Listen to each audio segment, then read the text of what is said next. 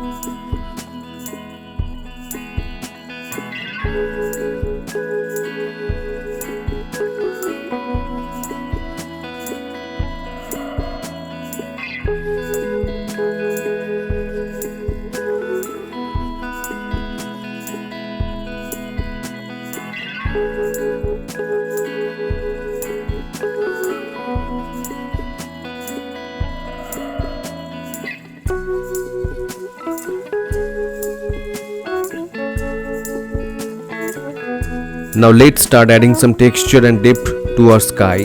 Using a palette knife, we are applying thicker strokes of a lighter, almost lavender shade. This is not about blending smoothly, it's about building layers and letting those individual strokes create the feeling of fluffy, dynamic clouds.